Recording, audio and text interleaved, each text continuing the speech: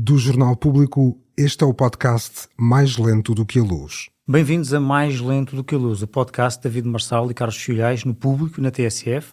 A nossa convidada de hoje é a neurocientista Luísa Lopes. Ela é licenciada em Bioquímica e doutorada em Neurociências, tem um percurso internacional que passou pela Universidade de Cambridge, pelo Karolinska Institute, na Suécia, e pelo Centro de Investigação da Nestlé, na Suíça, antes de começar a desenvolver o seu trabalho científico em Portugal. Ela atualmente agora lidera um grupo de investigação no Instituto Gulbenkian de Medicina Molecular, em Lisboa, onde estuda a neurobiologia do envelhecimento. Procura perceber como o cérebro muda ao longo da vida. Com dezenas de artigos científicos publicados e vários prémios, o seu trabalho combina investigação de alto impacto com uma forte aposta na divulgação científica. E o ponto de partida para a nossa conversa é o seu livro mais recente, Programados para Amar, onde explora o que a neurociência nos pode dizer sobre o amor. Bem-vinda, Luísa. Olá, muito obrigada. Olá, Luísa. Enfim, já lá vamos ao livro sobre o amor, mas queremos primeiro... Falar de coisas sérias. Queremos primeiro falar da autora, conhecer melhor a autora antes de conhecer o livro. O que é que te levou a escolher a neurociência como área de investigação e a fazer o percurso que fizeste, que o David referiu, vários países, e finalmente aterraste aqui no Instituto Gulbenkian? Isso foi tudo de uma maneira linear? Estava tudo previsto nos astros? Não, eu não previ nada do meu percurso até agora e ainda não prevejo. Aliás, sinto um bocadinho claustrofóbica de prever, não faço planos. Gosto de mudar e, portanto, o que me levou à neurociência foi exatamente Eu estava no curso de Bioquímica e tive uma disciplina de Fisiologia. Fizeste Bioquímica aqui em Lisboa? Em Lisboa, na Faculdade de Ciências. E, na altura, tive uma disciplina de Fisiologia que tinha a parte de Neurobiologia. Portanto, a par da Fisiologia Renal, que foi a que eu mais gostei, tinha a Neurobiologia, que era... Ou era o cérebro ou o rim? Ou o rim. Gosto muito do funcionamento do rim. E... Eu gosto que funcione. É assim. Também. O cérebro também é importante, na vida, às vezes. Talvez, não sei se tão importante como o rim, não. Pode ter momentos mais descansados. Mas dizia, então tive um professor que me influenciou e gostei muito das aulas de neurobiologia, e em Portugal, na altura, havia Coimbra, com o Centro de Neurociências, que era muito conhecido, mas fora isso, não éramos conhecidos pelas neurociências, e agora já temos institutos que são muito famosos, não éramos de todo conhecidos, isto em 98, e portanto, Portugal ainda estava muito aquém dos outros países e tínhamos ainda aquele complexo do país isolado, não é? Não havia internet. Tínhamos, mas não os usávamos. Não, mas não havia internet, nós não tínhamos acesso às publicações científicas. Exatamente, os rins funcionavam bem, espero eu. E foi isto, levou-me a neurociências. Eu gostava já muito da ciência em geral, e portanto já desde o liceu, mas as neurociências foi absolutamente por acaso. E logo na licenciatura? E logo na licenciatura, e depois pedi um estágio. Não havia estágios abertos em neurociências, portanto vocês sabem que muitas vezes os professores têm uma seleção de estágios, não havia abertos, porque nós na altura fazíamos o que chamamos agora a tese de licenciatura, equivale agora ao mestrado. Sim.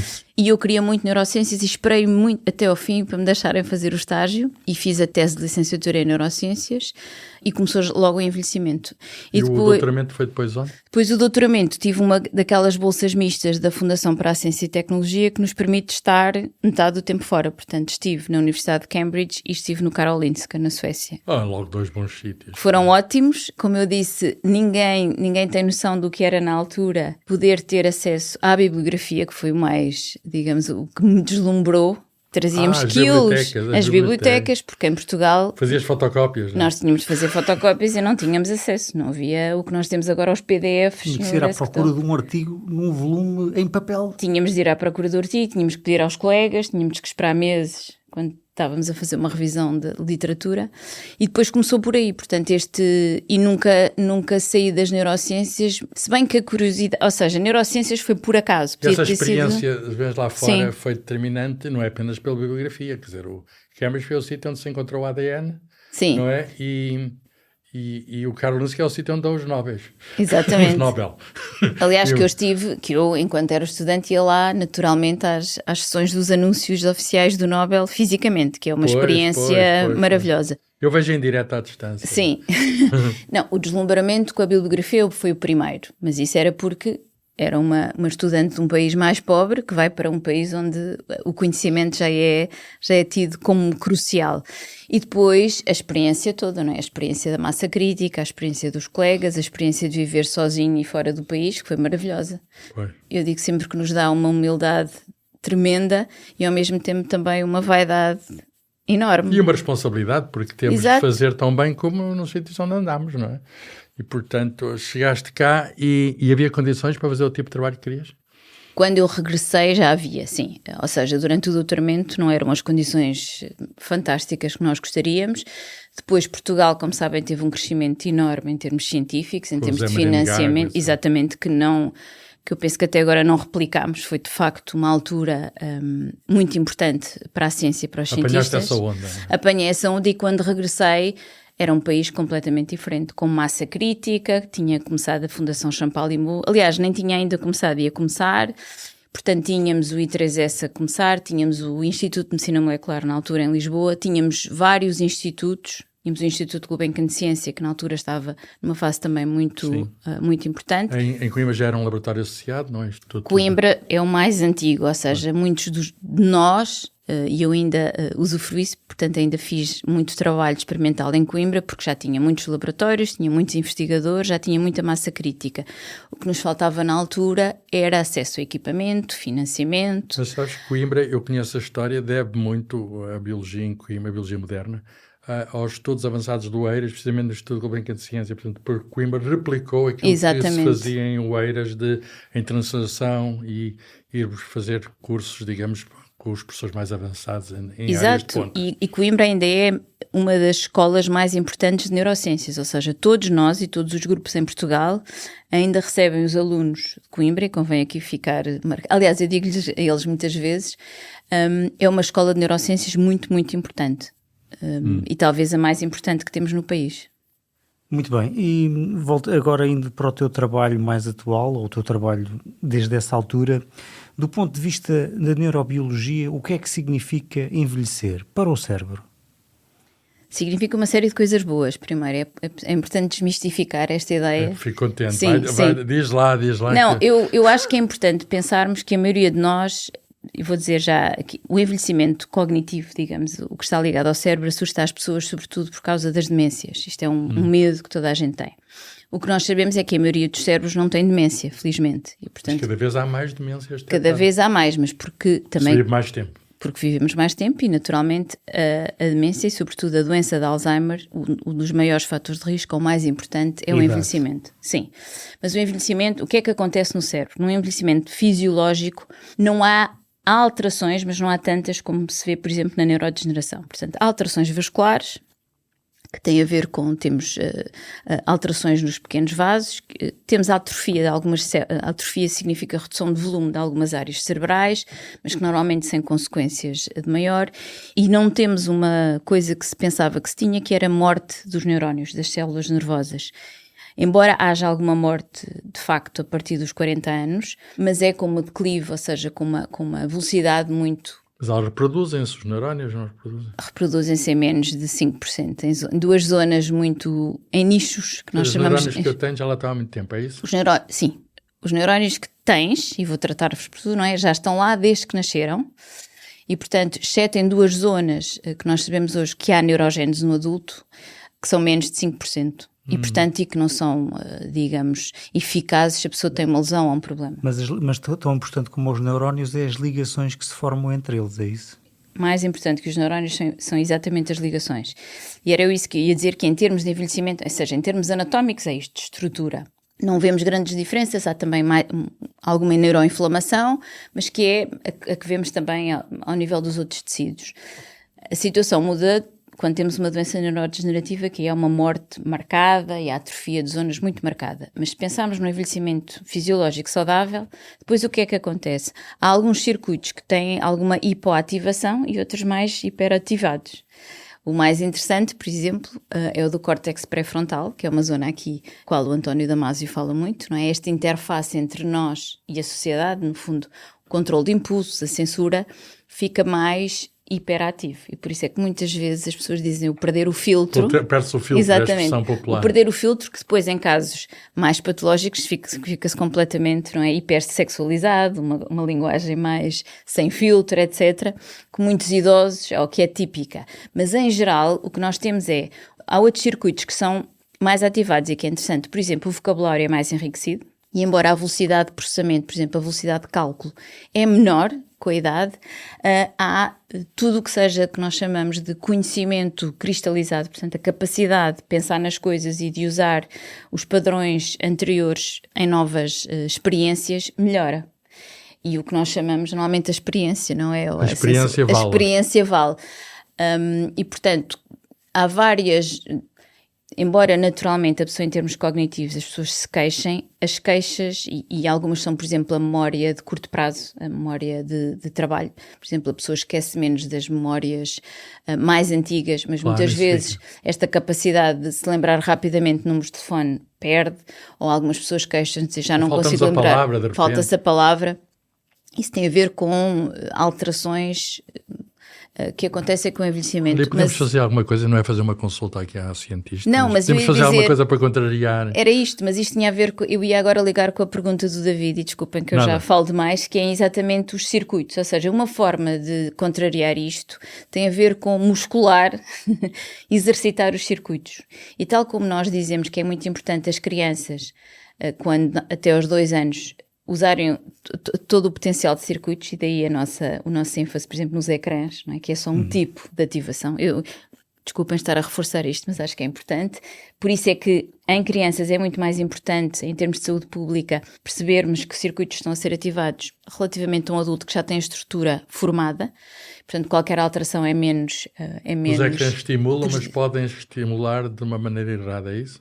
Sim, a questão é, até aos 2 anos é quando nós estamos a formar as sinapses que vão ficar por ao longo da vida. E daí, sinapses que são as ligações entre os neurónios. As ligações entre os neurónios. Portanto, como se fosse uma árvore, nós estamos aqui a estimular as ramificações que vão ficar reforçadas. Daí é importante a linguagem, a parte motora nas crianças. Por exemplo, as crianças paradas não vão fazer com que a sua parte motora, ou córtex motor, fique suficientemente desenvolvido. Todo o cálculo, a parte cognitiva, portanto, de aprender coisas novas. Obviamente, se passam a maior parte do tempo nos ecrãs, são esses os circuitos, ou são os circuitos associados a isso que ficam estimulados. Não é nada contra os ecrãs. Fica subdesenvolvido Fica subdesenvolvido uma parte. Há várias pessoas que se têm queixado, por exemplo, da parte motora. As crianças perderam a coordenação motora também exatamente porque estão até aos 2 anos muito paradas. Exatamente. Portanto, a nossa preocupação tem de ser proporcionar às crianças o menor potencial de estimular os circuitos todos, é mais isto, não é? E depois uma coisa fantástica ao longo da vida que vai acontecer, esta capacidade de plasticidade dos circuitos, que as pessoas às vezes mais velhas esquecem, acham que já não têm, não é? A história do burro velho não aprende línguas. Não é verdade, pai, não? Que é completamente errada. Burro velho aprende línguas, mas devagar, Sim, como eu dizia. Claro, se calhar não com um sotaque tão bom. Verdade, mas porquê? Porque é de outra forma, não é? Se até aos 2, 3 anos nós estamos a estruturar de forma anatómica os circuitos e, portanto, ficam muito mais marcadamente, seletivamente ativos. E aprende-se até chinês em pequenino. Aprende-se muito facilmente, aprende a tocar instrumentos, etc. Depois, obviamente que a estrutura já está formada, não é? Só podemos mexer, não no tipo, digamos, no tipo de sinapses, mas como é que elas, na dinâmica delas. E as sinapses podem ser reforçadas e podem ser inibidas. E isso continuamos a ter até ao longo da vida. Esta capacidade de aprender coisas novas, de aprender novas línguas, de aprender cálculo mental. Espero que nos estejam a ouvir, pá, pessoas de todas as idades. Eu aproximo perigosamente dos 70. O que é que eu posso fazer para continuar ativo, além de fazer podcast? Eu acho que já faz. É assim, não, todas as pessoas que continuam cognitivamente ativas, intelectualmente ativas, já estão a fazer o que se deve fazer para diminuir os fatores de risco. Sim. E não é fazer cálculo integral, não é? As pessoas não têm que fazer mecânica quântica. Mas também sei. Eu não, já soube mais do que sei agora não seria capaz, mas esta capacidade de, sei lá, planear viagens é estímulo cognitivo, aprender uma nova língua é estímulo cognitivo, ler coisas novas é estímulo cognitivo. E fazer viagens, quer dizer, conhecer mundos. Sim, mas só planear. Eu digo, às vezes nem precisamos de as fazer. Só planear uma viagem, por exemplo, É uma Olha, aqui estimulação está cognitiva. uma coisa barata, uma pessoa planeia, mas não faz.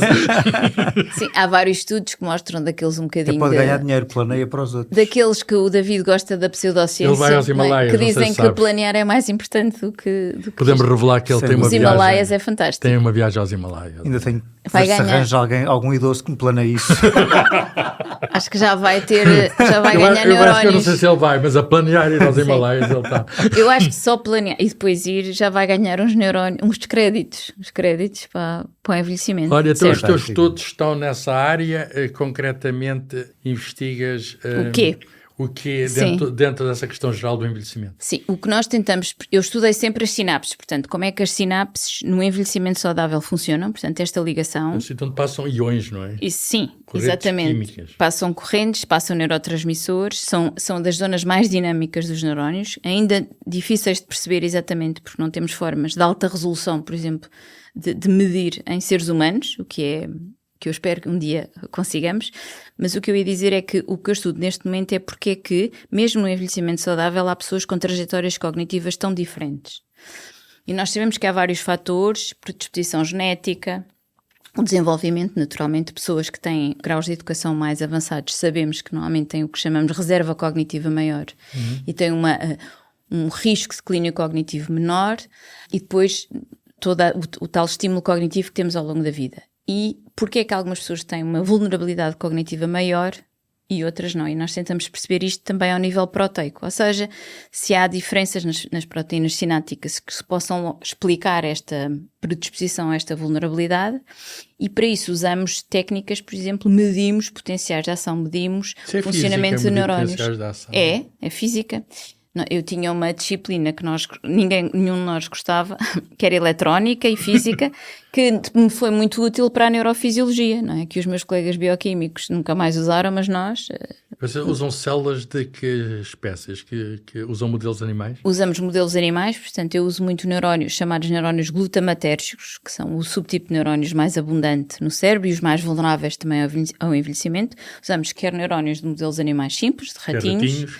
Sim, mas também agora usamos muito... Em cultura de células ou... Usamos ambos, usamos secções de cérebro preparadas em fresco, portanto com as sinapses completas, ou usamos culturas de células, portanto em células Isso não se isoladas. pode estar diretamente em humanos, não é? E nós estamos atentos... Não, como eu dizia, o que nós temos em humanos... Portanto, o rato nunca está vivo durante a investigação? Não, Nesse podemos caso. ter... Não, nós também fazemos potenciais in vivo, por vezes, sim. Esse in vivo tem que ser de uma zona mais superficial do cérebro, portanto esta zona cortical, porque já não Ou os conseguimos... ratos a planear viagens. Não é? Sim, normalmente estão anestesiados, naturalmente. Mas, ia dizer, e também neste momento o que eu tento, e exatamente para responder à pergunta de quão próximo é que isto é da natureza humana e da biologia humana, nós em humanos conseguimos fazer, por exemplo, ressonância magnética funcional. Portanto, conseguimos medir a atividade de circuito. toda elétrica lá Exatamente, dentro. mas não tem uma resolução sináptica, não temos ainda Não há capacidade... precisão suficiente nas Não. imagens. Ao nível de cada ligação entre neurónios. Exatamente, obrigada. Vocês traduzem isto bem, que é ótimo. Ela é um divulgador. Não, e é bem para as pessoas perceberem do que é que Não, estamos eu a também sei que as pessoas a falarem do seu próprio trabalho Somos têm muito- imensa dificuldade em... Às vezes simplificar, em não é? ver, exato. E em ver o que é que os outros não estão a perceber. E eu dizia que agora o que tentamos é, a partir de células da pele, usar Humanas, nesse humanas, de células da pele de pessoas vivas, portanto tiramos uma biópsia muito pequenina ou de biobancos e fazemos o que nós chamamos de programação, mas é uma programação que não exige reprogramação, como para as células estaminais, que aí temos que rejuvenescer as células e perdemos as marcas de envelhecimento. Há técnicas recentes que nos permitem fazer o que nós chamamos de reprogramação direta, portanto, de células da pele para neurónios, Sem passar por células estaminais? sem passar por células estaminais, chama-se indução direta. Isso é incrível, parece É ficção incrível, científica. exatamente. E eu também fiquei muito entusiasmada e pensei, obviamente tem muitos artefactos, mas pensei, esta é a forma mais próxima que temos de medir o envelhecimento e, portanto, o nosso projeto que temos neste momento, assim, mais entusiasmante é esse, é perceber se o neurónio de uma pessoa jovem, de 25 anos, neurónio é obtido a partir das células da pele, quais são as diferenças em termos de neurofisiologia de uma pessoa de 65. Estou a ver de onde vê as pessoas os nervos à flor da pele. Exato. Estes são de facto... mas por acaso isso é um bom título para um projeto meu. Obrigada. Nervos à flor da pele é maravilhoso. Olha, sobre neurónios, eu ouvi falar, esta é mesmo uma dúvida genuína, não é? A questão dos intestinos, que há, Sim. digamos, neurónios intestinais. Eu ouvi esta coisa, mas fiquei assim... Sim, que por acaso foi uma coisa que eu trabalhei no meu pós-doutoramento. É verdade que existem, que pensamos que os intestinos... Não. Com rins não, mas que os intestinos... Não, mas temos um sistema nervoso entérico muito complexo e muito bem estruturado. Sim, eu não diria que pensamos com os intestinos, e eu sei que agora está muito na moda o microbioma, não é? As alterações. Sim. E está na moda por boas razões, não é? Porque é importante. Sim, mas temos de ter algum cuidado com a hype, não é? Sempre em termos científicos. Temos que esperar que as coisas sejam replicadas, mas eu diria que, sim, o sistema nervoso entérico é muito importante. E eu comecei, o meu pós-doutoramento foi exatamente a estudar os tais componentes que podiam ser importantes para esta ligação entre o cérebro e o sistema nervoso entérico. E nós sabemos que há. E, portanto, na altura ainda era um bocadinho a gênese disto. E eu fazia proteómica, portanto fazia uma série de lista de proteínas e estudava o stress crónico. Portanto, eu comecei na Nestlé, aliás, que o David me ensinou. Tem a ver com os intestinos, exato. Porque eles estavam muito... Obviamente que eles têm os iogurtes, não é? Que têm os fatores neurotróficos e têm os probióticos. E na altura queriam um neurocientista para estudar exatamente qual é o efeito que tinha no sistema nervoso entérico. Mas a minha pergunta é, os neurónios só existem aqui no encéfalo? Ou... Não. Nós temos neurónios no corpo todo. Sim. Inclusivamente os neurónios do sistema nervoso. Não só axónios. Só, digamos, as caudas dos neurónios. Não, isso é a parte motora, mas o sistema nervoso entérico tem mesmo um sistema nervoso com corpos solares então e com... faz sentido falar dos neurónios do intestino. Sim, e do sistema nervoso entérico, sim, dos neurónios do intestino, naturalmente. Pois, está bem, as coisas que uma pessoa aprende neste podcast. E então agora do intestino, digamos assim... Para o coração. Daquele formigueiro na barriga. O gut feeling, exato. Aquele formigueiro na barriga para o amor, não é? O que é que te motivou a escrever o Programados para Amar e trazer o tema do amor para a divulgação científica?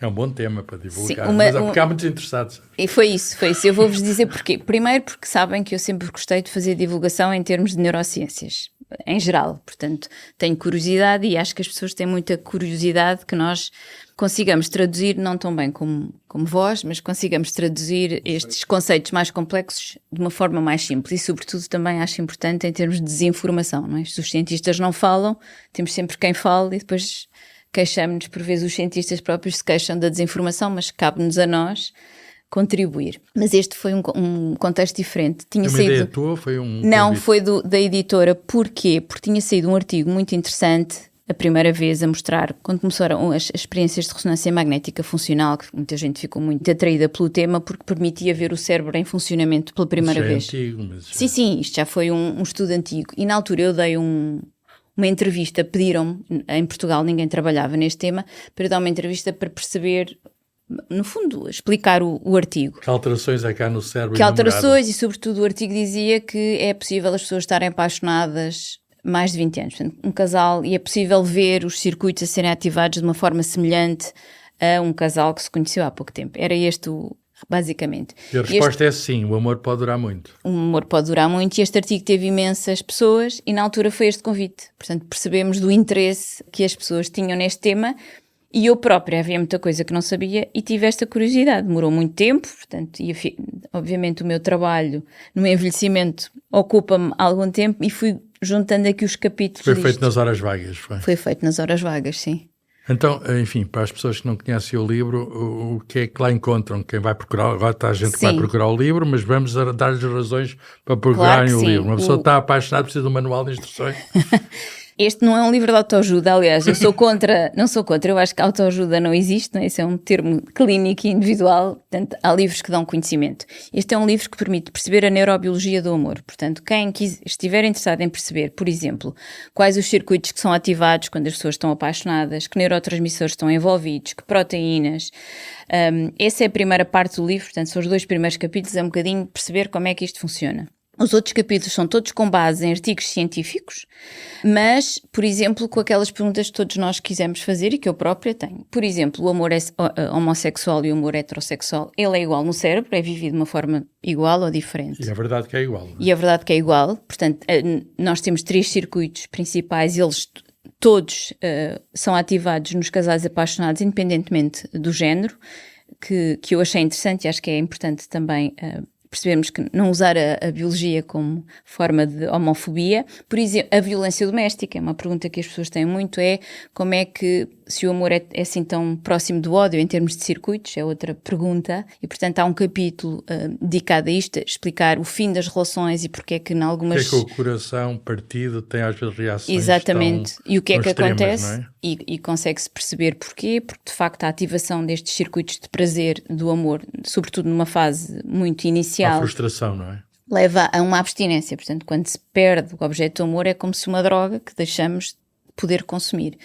E, portanto, se isto não é processado de uma forma saudável, pode levar depois a outro tipo então, de... mas fala lá melhor, descreve melhor a semelhança com as drogas. O amor sim. pode ser visto como uma droga? Sim, o a que é que fase... se passa? São neurotransmissores do mesmo tipo que atuam num caso e no outro? Sim, na primeira fase do amor romântico há um circuito que é o circuito do prazer, que nós, ou da motivação, é um dos mais conhecidos, da zona VTA. Portanto, é exatamente o mesmo circuito que liberta a dopamina, que é um neurotransmissor ligado à motivação e ao prazer, e é exatamente o mesmo circuito que é ativado em zonas das drogas de recreação. Portanto, com uma magnitude diferente, dependendo da pessoa por quem nos apaixonamos e dependendo da droga que a pessoa toma. Pois, deve depender da droga e da pessoa. Era isso que eu ia dizer. Mas são circuitos, é exatamente o mesmo circuito, que é muito conhecido. Portanto, o que acontece quando a pessoa tem na primeira fase do amor romântico é como esta vontade de ver a pessoa mais vezes, que é exatamente como as drogas, ter mais vezes aquele estímulo. E isso é reforçado cada vez que a pessoa vê. Depois, obviamente, como dizia o Camilo Castelo Branco, ninguém aguenta tanto tempo apaixonado, até porque depois temos... um neurobiólogo que já existia no século XIX. Exatamente, mas ele tinha muita razão, porque depois há outras hormonas envolvidas, adrenalina, cortisol, que fazem aumentar o ritmo cardíaco, que fazem a pessoa ter mais energia, dormir menos. Nesta fase da paixão é interessante, porque tem de ser temporária. Tem que ser temporária. Mas o circuito, por exemplo, do prazer, nós sabemos que ele é ativado nesta primeira fase, continua ativado, e muitas pessoas conseguem ao fim de 20 anos ver esta ativação, embora com uma intensidade menor. Mas vem com alguma calma, não é?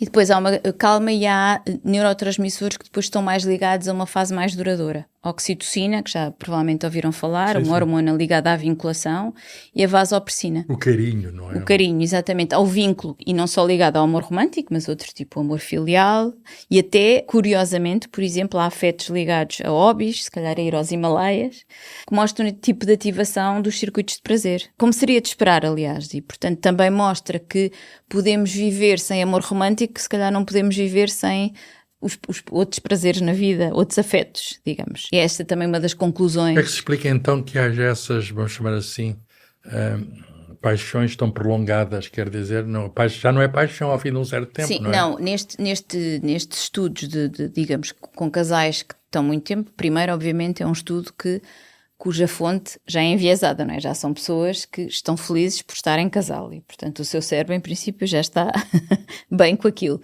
E o que se vê é que estes circuitos são ativados de uma forma menos intensa e também os circuitos, por exemplo, do prazer sexual, do afeto, são ativados. E, portanto, a conclusão foi que, ao fim de 20 anos, ainda conseguimos ter os mesmos circuitos ativados. Não quer dizer com a mesma intensidade, portanto, e as pessoas não referem, não há esta parte toda da taquicardia, do aumento do ritmo cardíaco. Mas há uma grande variedade, não é? Quer dizer... Sim, mas estes estudos, é o que eu dizia, são enviesados porquê? Porque nós não temos a população toda, nós escolhemos voluntários e dizemos estes voluntários já são pessoas que têm uma predisposição para estar bem em casal há 20 anos.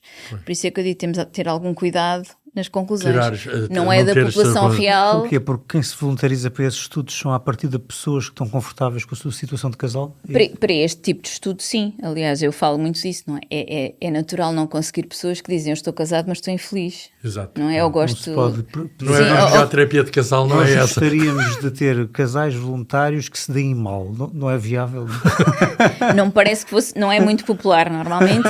Mas, curiosamente, há alguns estudos, e eu aqui também refiro, por exemplo... Há outros estudos psicologia. Exato, eu estou a falar destes de neuroimagem. Psiquiatria. Mas, por exemplo, estes de neuroimagem também nos mostram se a terapia de casal funciona, porque uma questão é, será que nós conseguimos ver nos circuitos, não é?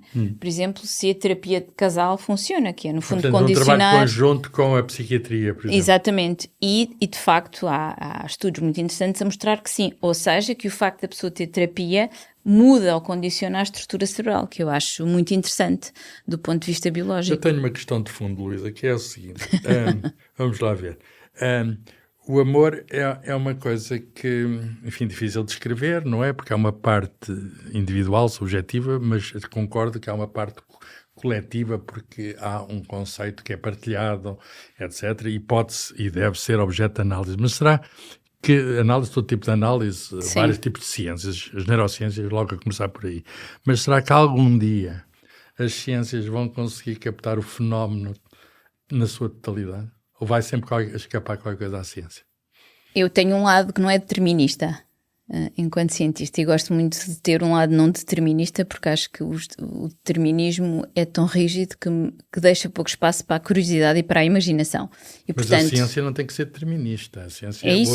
hoje em dia, até na física das partículas, sabe-se Ótimo. que é o acaso que ali está. Ótimo, mas era isso que eu ia dizer. Há aqui um lado aleatório que eu acho que não vamos conseguir perceber. Talvez a física nos ajude nas neurociências eu a perceber. Que não, lamento desiludir-vos. Sim, aliás, mas... há uma história de Schrödinger que comemorámos em 2000, ou foi agora mesmo, Natal 2025, passaram 100 anos de 2025, passaram 100 anos de 1925, em que o Schrödinger, o autor da famosa equação, que tem o nome dele, que é a equação da física quântica, ele vem de um caso, digamos, da sua mulher, e foi com uma musa que não sabe o nome fazer uma sortida de inverno num chalé na Suíça. A força da motivação do amor. A origem da coisa foi essa. Houve ali um erotismo invernal que suscitou, digamos, uma equação que tem a ver com probabilidades, com a descrição do microscópio de um modo não determinista. E que nos leva a muitos a odiar a equação. Eu lembro-me de quando nós estávamos a estudá-la. Mas não sabemos o nome dela,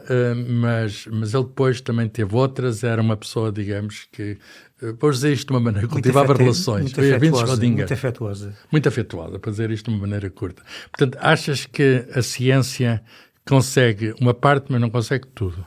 Sim, eu acho que claramente com a informação que tenho hoje, há muita coisa que não sabemos, felizmente para os cientistas, e que nos leva a pensar que há aqui um lado um bocadinho aleatório que nós ainda não conseguimos incluir no modelo, se quisermos, e portanto vai ser difícil. Sempre será assim ou haverá um dia em que a gente consiga? Eu diria que para estas questões... A magia do amor lá se vai toda. Sim, não, eu diria que para estas questões complexas não estou a ver que seja fácil termos uma resposta, sinceramente. Por exemplo, porque é que nós gostamos de uma pessoa, porque é que, não é? Estas questões de porque é que sentimos empatia por uma ou outra, não há dados até agora que nos permite... Nós percebemos muito bem o que é que é. Esses algoritmos aí para fazer matching, etc e tal. Mas não conseguimos... Sim, mas uma coisa é perceber a nossa personalidade, outra coisa é perceber porque é que acontece, não é? Antecipá-la, que é uma coisa diferente. E aí é que estamos muito longe. Já conseguimos muito definir perfis de personalidade. A minha opinião é que estaremos sempre longe, mas não é uma opinião científica. Exato, é como a minha, por isso é que eu disse, não é uma opinião. Neste momento, em termos de neurociências, ainda estamos muito longe. Muito bem, e para terminar, uma pergunta, vá lá, de cariz mais prático, sem querer ter um cunho de autoajuda. Já sabemos que a ciência, pelo menos neste momento, ainda não explica todo o amor, ou tudo acerca do amor, mas o conhecimento científico, este conhecimento científico específico que está no Programados para Amar, pode ter de facto alguma aplicação prática na vida amorosa das pessoas? Epa, essa é ou é melhor pergunta... esquecer a ciência e cada um segue os seus instintos? Eu diria que o conhecimento... Não é uma pergunta completamente desinteressante. Não, exato. Eu vou dizer... É muito interessante. Eu agora vou responder primeiro de uma forma séria e depois de uma forma séria. O conhecimento é sempre importante para nos conhecermos. E, portanto, obviamente que perceber os circuitos... Não, sim, exato. Peço desculpa.